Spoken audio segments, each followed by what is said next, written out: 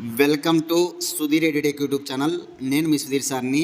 2024 December 2 ఇవాల్టి current affairs class follow అవుతున్న వాళ్ళందరూ కూడా లైక్ చేయండి. ఇంకా ఎవరైనా సబ్స్క్రైబ్ చేసుకోకపోతే సబ్స్క్రైబ్ చేసుకోండి. మన ఛానల్ని మీ ఫ్రెండ్స్ ఎవరైనా ఉంటే కనీసం వారికి కూడా ముగ్గురికి షేర్ చేయండి.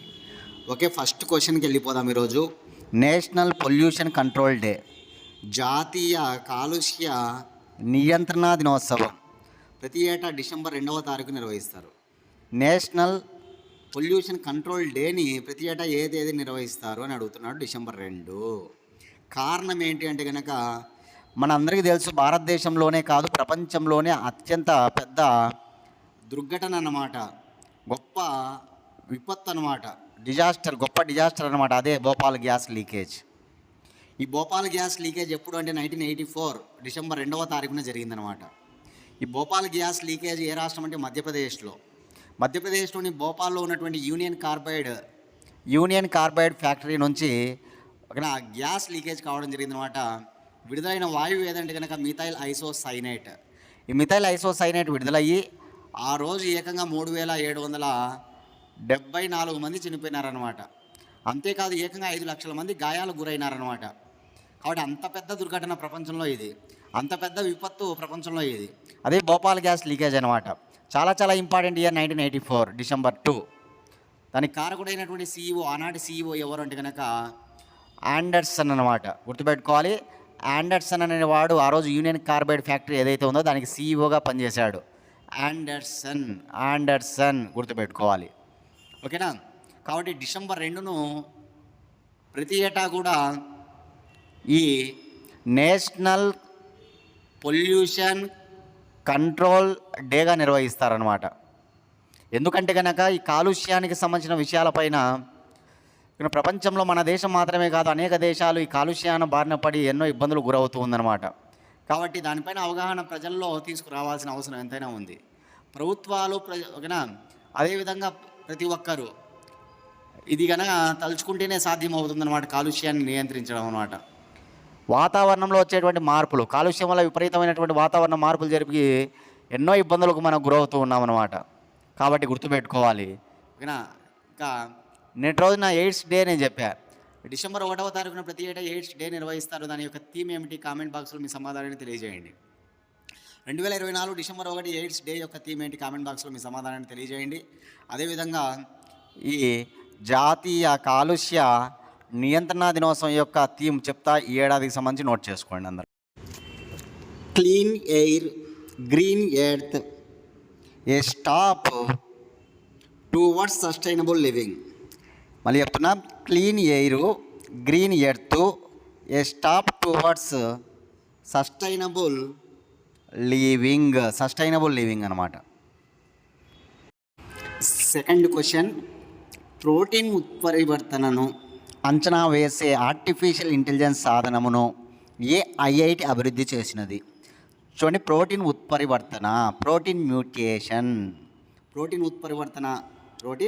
మ్యూటేషన్ అంటారనమాట. ప్రోటీన్ ఉత్పరివర్తనను ఇంగ్లీష్లో.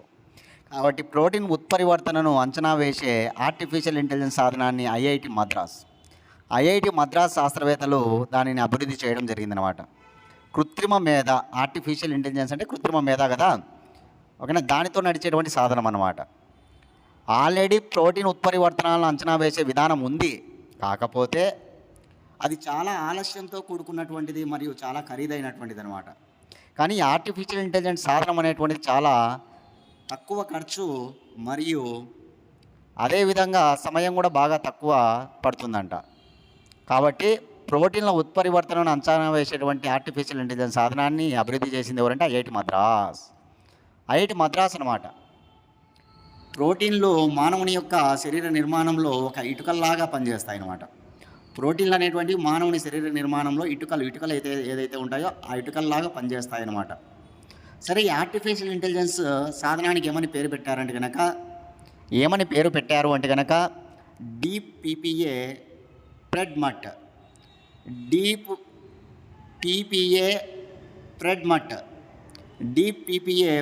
అని పేరు పెట్టడం జరిగిందనమాట. అదేవిధంగా ఇందులో ఒక సర్వర్, ఒక వెబ్ సర్వర్ను కూడా ఉంచారంట. సులువుగా దాన్ని చేయడం కోసం ఈ విధానాన్ని సులువుగా చేయడం కోసం అందులో ఒక వెబ్ సర్వర్ను కూడా ఉంచినట్టుగా ఈ ఐఐటి మద్రాస్ చెప్పిందనమాట. కాబట్టి డైరెక్ట్ బిట్టు గుర్తుపెట్టుకోవచ్చు ఇక్కడ మీరు ఐఐటి మద్రాస్, ఓకేనా, అనగానే ప్రోటీన్ల ఉత్పరివర్తనాలను అంచనా వేసిందనమాట ఆర్టిఫిషియల్ ఇంటెలిజెన్స్ సాధనంతో. అదే ఐఐటి మద్రాస్. దేశంలో మొట్టమొదటి IIT Kharagpur, west Bengal. Kharagpur IIT first IIT అనమాట దేశంలో. 1951లో ఏర్పడింది ఖరగ్పూర్ ఐఐటి. అదేవిధంగా తెలుగు రాష్ట్రాల్లో 2 ఐఐటీలు ఉన్నాయన్నమాట. ఒకటి ఐఐటి హైదరాబాద్ తెలంగాణ, 2 ఐఐటి తిరుపతి ఆంధ్రప్రదేశ్. అలా మొత్తం 23 ఐఐటీలు ఉన్నాయన్నమాట. విదేశాలలో కూడా మొట్టమొదటి ఐఐటి క్యాంపస్ను ఏర్పాటు చేశారు మన వాళ్ళు. అదే ఐఐటి మద్రాస్ క్యాంపస్ అనమాట. ఏ దేశంలో మొట్టమొదటిసారిగా ఐఐటి క్యాంపస్ ఏర్పడింది మన దేశానికి సంబంధించి అంటే టాంజానియాలోని జాంజీబార్లో. టాంజానియా దేశంలోని జాంజీబార్లో మొట్టమొదటి ఐఐటి క్యాంపస్ ఏర్పడింది మద్రాస్ ఐఐటి క్యాంపస్ అనమాట.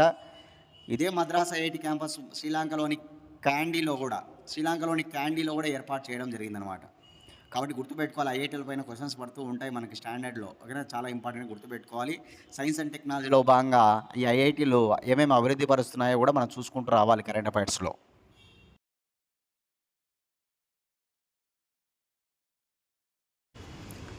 థర్డ్ క్వశ్చన్, అమెరికాలో FBI డైరెక్టర్గా నియమితులైన భారతీయ అమెరికన్ ఎవరు?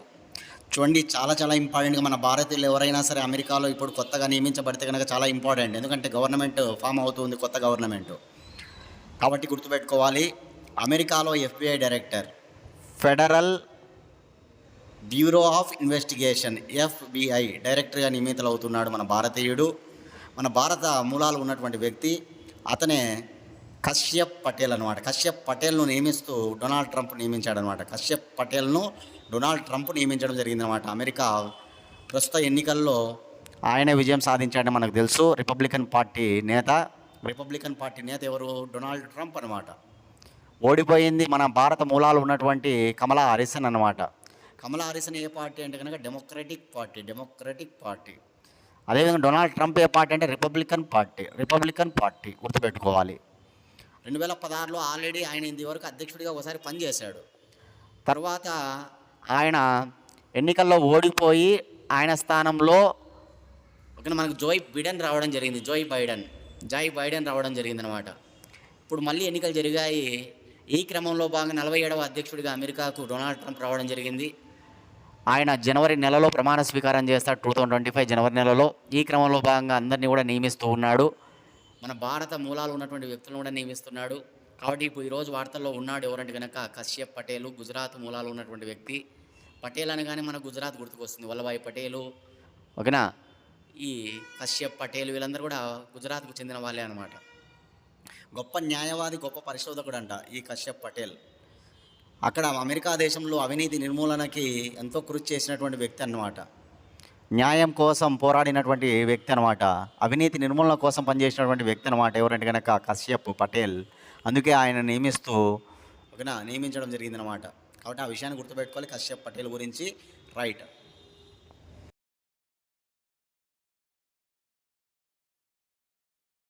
క్వశ్చన్ నెంబర్ 4, అసహనాన్ని ఎదుర్కొనేందుకు ఎవరి బోధనలు అవసరమని పోప్ ఫ్రాన్సిస్ చెప్పాను?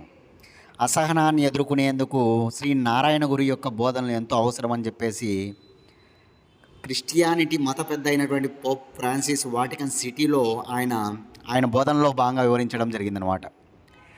కేరళలోని ఎర్నాకులంలోని అలువలో జరిగినటువంటి సర్వమత సమ్మేళనంలో భాగంగా శతవసంత ఉత్సవాల్లో భాగంగా జరిగినటువంటి కార్యక్రమంలో భాగంగా వాటికన్ సిటీలో పోప్ ఫ్రాన్సిస్ ఆయన బోధిస్తూ ఈ విషయాలు వెల్లడించాడనమాట. ప్రస్తుత మానవాళికి ఇతని బోధనలు ఎంతో అవసరము, నారాయణ గురి యొక్క బోధనలు ఎంతో అవసరము. సర్వ మానవాళికి ఒకే కులం, ఒకే మతం, ఒకే దేవుడని చాటి చెప్పినటువంటి నారాయణ గురి యొక్క బోధనలు ఎంతో అవసరం అని చెప్పడం జరిగిందనమాట. ఈనాటి రోజుల్లో అందరిలో కూడా ద్వేషం మానవుల్లో అంతా కూడా ఒకరంటే ఒకరికి సరిపోయినటువంటి రోజులు అనమాట. కాబట్టి అందరం ఐక్యంగా ఉండాలని చాటి చెప్పినటువంటి మహనీయుడు నారాయణ గురు అనమాట. మానవుల ఐక్యతకు పాటుపడినటువంటి వ్యక్తి నారాయణ గురు అనమాట. నారాయణ ధర్మ పరిపాలన యోగం అనేటువంటి ఒక సంస్థను కూడా 1903లో స్టార్ట్ చేస్తాడు ఆయన. నారాయణ ధర్మ పరిపాలన యోగం అనే గొప్ప సంస్థను 1903లో స్టార్ట్ చేస్తాడనమాట. ఈయన యజావా తెగకు చెందినవాడు, కులతత్వాన్ని నిరసించినటువంటి వ్యక్తి అనమాట. ఈయన యజావా తెగకు చెందినటువంటి వాడు, కులతత్వాన్ని నిరసించినటువంటి వ్యక్తి. 1856లో కేరళలో పుట్టాడు, 1928లో చనిపోవడం జరిగిందనమాట. అటువంటి నారాయణ గురు గొప్ప వేదాంతి అనమాట. అద్వైత అనేటువంటి గ్రంథం రాశాడు, ఆశ్రమ అనే గ్రంథం రాశాడు. అద్వైత, ఆశ్రమ అనే గ్రంథాలు రాశాడు నారాయణ గురు అనమాట. కాబట్టి నారాయణ గురువుని ఈరోజు మనం ఎవరి చెప్పినటువంటి బోధనలో భాగంగా వింటున్నామంటే కనుక పోప్ ఫ్రాన్సిస్ అనమాట. ఓకేనా, గుర్తుపెట్టుకోవాలి. పోపుల నగరం అంటే కనుక మనకేంటి, పోపుల నగరం అని పిలుస్తారు రోమ్ను. పోపు యొక్క నివాసం మాత్రం వాటికన్ సిటీలో ఉంటుందన్నమాట. గుర్తుపెట్టుకోవాలి ఈ విషయాలన్నీ కూడా చాలా ఇంపార్టెంట్గా.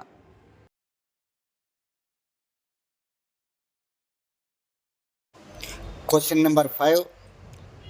In pursuit of democracy beyond party lines పుస్తకాన్ని ఎవరి ఆత్మకథగా రచించారు? చాలా ఇంపార్టెంట్ పుస్తకాలు, నోట్ చేసుకోవాలి మీరందరూ కూడా. ఓకేనా, ఈ పుస్తకాన్ని రచించింది ఎవరంటే కనుక, ఎవరు యొక్క ఆత్మకథ అంటే కనుక నజ్మా హెప్తుల్లా. నజ్మా హెప్తుల్లా అంటే కనుక గొప్ప రాజకీయ ప్రముఖురాలు అనమాట. భారతీయ జనతా పార్టీ అధికారంలో ఉన్న ఈ సమయంలో ముఖ్యంగా ఆమె భారతీయ జనతా పార్టీ ఉపాధ్యక్షురాలుగా పనిచేసింది. అదేవిధంగా కేంద్ర మంత్రిగా, మైనారిటీ వ్యవహారాల మంత్రిగా కూడా పనిచేసింది నజ్మా హెప్తుల్లా. అదేవిధంగా మణిపూర్ రాష్ట్ర గవర్నర్గా కూడా పనిచేసింది అనమాట నజ్మా హెప్తుల్లా. ఒకప్పుడు కాంగ్రెస్ పార్టీలో ఉండేదేమే. కాంగ్రెస్ పార్టీ నుంచి భారతీయ జనతా పార్టీలోకి 2004లో చేరిందనమాట. 2004లో ఆ పార్టీ నుంచి బయటకు వచ్చి భారతీయ జనతా పార్టీలో చేరి అనేక ఉన్నత పదవులను అలంకరించిందనమాట నజ్మా హెప్తుల్లా. ఈమె చెబుతూ ఈ పుస్తకంలో ఏం చెప్పిందంటే కనుక, ఇందిరాగాంధీ హయాం తర్వాత పార్టీలో సరిగ్గా ఎవరు పట్టించుకోలేదంట. ఇందిరాగాంధీ హయాం వరకు అక్కడ ఉన్నటువంటి పార్టీలో ఉన్నటువంటి ప్రముఖులందరినీ కూడా అందరినీ బాగా చూసుకునే వాళ్ళంట. ఎప్పుడైతే ఇందిరాగాంధీ తర్వాత ఆ పార్టీలో అంత ప్రాధాన్యత లేదన్నమాట ఆ పార్టీలో ఉన్న వ్యక్తులకి. ఆమె ఇంటర్ పార్లమెంటరీ యూనియన్లో అధ్యక్షురాలుగా ఎన్నికైన తర్వాత సోనియా గాంధీ కాల్ చేసిందంట. ఎక్కడి నుంచి, జర్మనీలో బెర్లిన్ నుంచి కాల్ చేసిందంట. కాల్ చేస్తే సోనియా గాంధీ చాలా బిజీగా ఉండడం వల్ల అతని దగ్గర ఉన్నటువంటి వాళ్ళు 1 గంట పాటు వెయిట్ చేయించారంట. ఫోన్ కాల్లో గంట పాటు వెయిట్ చేయించారంట మాట్లాడడానికి. అయినప్పటికి కూడా గంట సేపు వేచి ఉన్నప్పటికీ ఆమె మాట్లాడలేదంట. ఆ కాలంలోనే, అదే సమయంలోనే అటల్ బిహారీ వాజ్పేయికి ఫోన్ చేసి చెప్పిందంట. ఆయన బాగా రిసీవ్ చేసుకున్నాడంట అటల్ బిహారీ వాజ్పేయి. అట్లా ఈ విషయాన్ని తన పుస్తకంలో ఆమె తన ఆత్మకథలో రాయడం జరిగిందనమాట. కాబట్టి గొప్ప ప్రముఖురాలు ఈమె రాసిన పుస్తకము, ఈమె యొక్క ఆటోబయోగ్రఫీ. ఈ పుస్తకం పేరు గుర్తుపెట్టుకోవాలి, నజ్మా హెప్తుల్లా పేరు గుర్తుపెట్టుకోవాలి. చాలా చాలా ఇంపార్టెంట్ అనమాట పుస్తకం.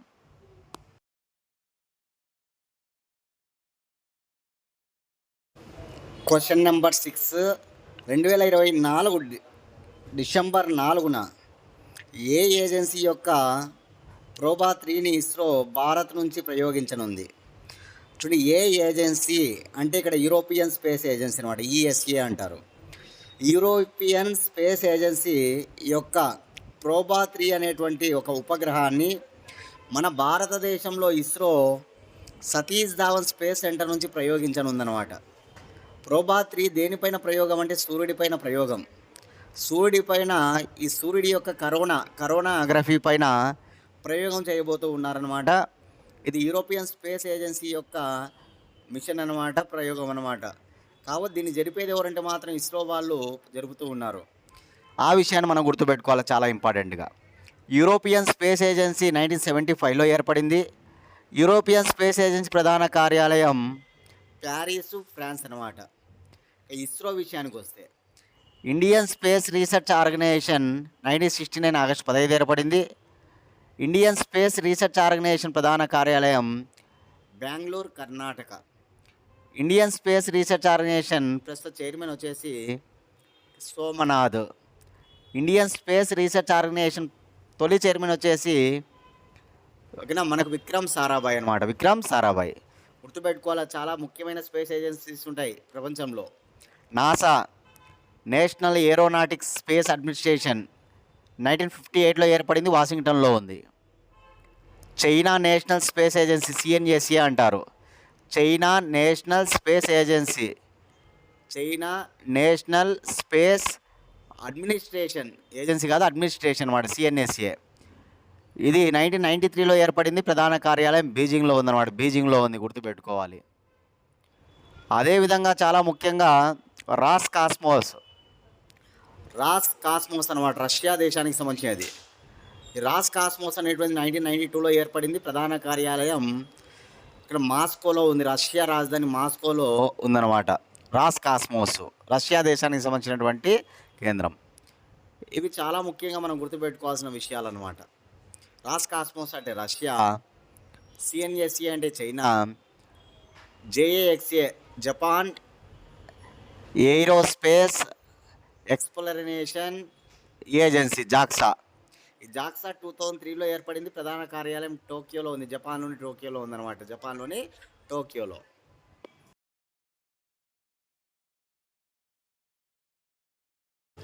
క్వశ్చన్ నెంబర్ 7, నూతన కరెన్సీ రూపొందించుకునే ఏ కూటమిపై 100% పన్ను విధిస్తాము అని డొనాల్డ్ ట్రంప్ చెప్పాడు? చాలా ఇంపార్టెంట్గా గుర్తుపెట్టుకోవాలి. బ్రిక్స్ కూటమి గనక ఒక నూతన కరెన్సీని కనుక వాళ్ళు రూపొందించుకుంటే మేము ఆ దేశాలపైన 100% పన్ను విధిస్తాం, సుంకం విధిస్తామని చెప్పేసి అమెరికాలో ప్రజెంట్ అధ్యక్షుడిగా ఎన్నికైనటువంటి రిపబ్లిక్ పార్టీ నేత డొనాల్డ్ ట్రంప్ తెలపడం జరిగిందనమాట. బ్రిక్స్ దేశాలు ఒక కొత్త కరెన్సీని ఏర్పాటు చేసుకోవాలనుకుంటున్నాయి. ఒకవేళ అలాగన ఏర్పాటు చేసుకుంటే డాలర్ను కనుక మీరు కనుక వాడుకోకపోయినట్లయితే కనుక మేము 100% సుంకం విధిస్తాము మీ దేశాలపైన అని చెప్పి చెప్పడానికనే చెప్పిందనమాట. ఎవరు చెప్పాడు? డొనాల్డ్ ట్రంప్ అనమాట. కాబట్టి ఆ విషయాన్ని మనం గుర్తుంచుకోవాలి, ఓకేనా. బ్రిక్స్ దేశాలనగానే మనందరికీ తెలుసు, ఇప్పుడు 9 దేశాలు ఉన్నాయి బ్రిక్స్ కూటమిలో. బ్రిక్స్లో ఈ సంవత్సరమే 4 కొత్త దేశాలు చేరాయన్నమాట. 2024 జనవరి 1వ తారీఖున 4 దేశాలు చేరాయన్నమాట. అవి ఏవంటే కనుక Iran, United Arab Emirates, Egypt, Ethiopia ఈ 4 దేశాలు కొత్తగా ఈ ఏడాది చేరాయి. ఇది వరకు 5 దేశాలు ఉన్నాయన్నమాట. Brazil, Russia, India, China, South Africa. BRICS, B Brazil, R Russia, I India, C China, S South Africa. ఈ ఏడాది బ్రిక్స్ సదస్సు ఎక్కడ జరిగింది అంటే కనుక రష్యాలోని కజన్లో జరిగింది. ప్రధానమంత్రి నరేంద్ర మోడీ హాజరు కావడం జరిగింది. పోయిన ఏడాది సౌత్ ఆఫ్రికాలోని జోహెనెస్బర్గ్లో జరిగింది, 15వది. ఈ ఏడాది 16వది. రేపు రానున్న సంవత్సరం 2025లో బ్రెజిల్లో జరగబోతుంది. బ్రెజిల్ అది 17వ సదస్సు అనమాట, 17వది. 15వది సౌత్ ఆఫ్రికా జోహెనెస్బర్గ్, 16వది రష్యా కజను, 17వది బ్రెజిల్ అనమాట. మొట్టమొదటి బ్రిక్స్ సదస్సు 2009లో జరిగింది, రష్యాలోని ఎకటేరియన్బర్గ్లో జరిగింది అనమాట, రష్యాలోని ఎకటేరియన్బర్గ్.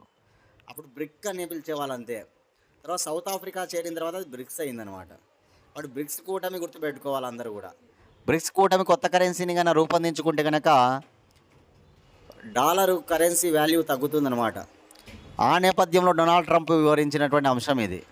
100% సుంకాలు విధిస్తాము బ్రిక్స్ కూటమి దేశాలపైన అని చెప్పి చెప్పడం జరిగిందనమాట.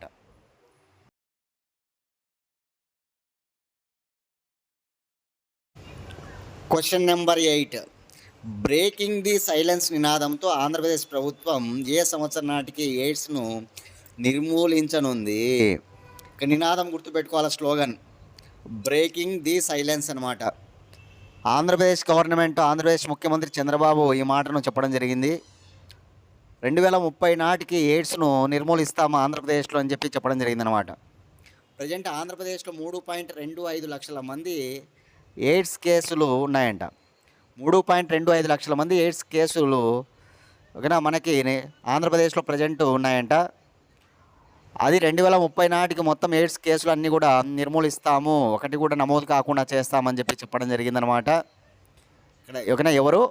ఆంధ్రప్రదేశ్ ప్రస్తుత ముఖ్యమంత్రి నారా చంద్రబాబు నాయుడు. కాబట్టి ఈ మాటను గుర్తుపెట్టుకోవాలి.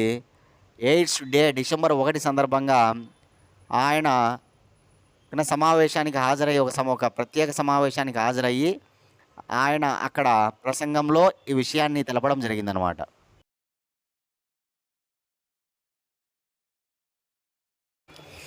Question number 9. ఐసీసీ చైర్మన్గా బాధ్యతలు స్వీకరించిన భారతీయుడు ఎవరు? ఇంటర్నేషనల్ క్రికెట్ కౌన్సిల్ చైర్మన్గా బాధ్యతలు స్వీకరించిన భారతీయుడు ఆయనే జై షా. జై షా అంటే మనందరికీ తెలుసు, ఇంతవరకు బీసీసీఐ కార్యదర్శిగా పనిచేసిన వ్యక్తి ఆయన. బీసీసీఐ మన భారతదేశానికి సంబంధించిన క్రికెట్ నియంత్రణ మండలి బీసీఐ అనమాట. దానికి సెక్రటరీగా కార్యదర్శిగా పనిచేశాడనమాట ఎవరు? జై షా. ఇప్పుడు ఆయన ఐసీసీ చైర్మన్గా బాధ్యతలు స్వీకరించడం జరిగిందనమాట. ఇంటర్నేషనల్ క్రికెట్ కౌన్సిల్ 1909లోనే ఏర్పడింది. ఇంటర్నేషనల్ క్రికెట్ కౌన్సిల్ ప్రధాన కార్యాలయం దుబాయ్లో ఉంటుంది. ఇంటర్నేషనల్ క్రికెట్ కౌన్సిల్ ప్రస్తుత చైర్మన్ జై షా. ఇదివరకు గ్రెగ్ బార్క్లే ఉండేవాడు. గ్రెగ్ బార్క్లే స్థానంలో ఇప్పుడు జై షా నియమించబడ్డాడు. అమిత్ షా కుమారుడు అనమాట. జై షా ఎవరు? అమిత్ షా కుమారుడు. అమిత్ షా హోంమంత్రి అమిత్ షా కుమారుడే జై షా అనమాట. ఇప్పుడు ఐసీసీ చైర్మన్గా బాధ్యతలు స్వీకరించిన 5వ భారతీయుడిగా గుర్తింపు పొందాడు. అతి చిన్న వయసులో ఐసీసీ చైర్మన్గా బాధ్యతలు స్వీకరించిన వ్యక్తిగా కూడా గుర్తింపు పొందాడు. అతి చిన్న వయసులో 5వ భారతీయుడు. ఫస్ట్ ఎవరు? జగన్మోహన్ దాల్మియా, తర్వాత శరద్ పవార్, తర్వాత శశాంక్ మనోహర్, తర్వాత శ్రీనివాసన్, తర్వాత జై షా అనమాట. 5వ భారతీయుడు అనమాట ఐసీసీ చైర్మన్గా. గుర్తుపెట్టుకోవాలి. ఫస్ట్ జగన్మోహన్ దాల్మియా, 2 శరద్ పవారు, 3 శశాంక్ మనోహరు, 4 శ్రీనివాసన్, 5 జై షా అనమాట. ఓకే, ఇవి గుర్తుపెట్టుకోండి. ఐసీసీ గురించి కూడా మనం అడుగుతూ ఉంటారు. ఐసీసీ 1909లో ఏర్పడింది. ఐసీసీ ప్రధాన కార్యాలయం దుబాయ్లో ఉంది. ఐసీసీ చైర్మన్ ఎవరు అంటే కనుక జై షా అనమాట.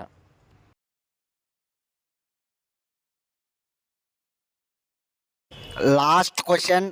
సయ్యద్ మోదీ టైటిల్ 2024 విజేతగా ఎవరు నిలిచారు?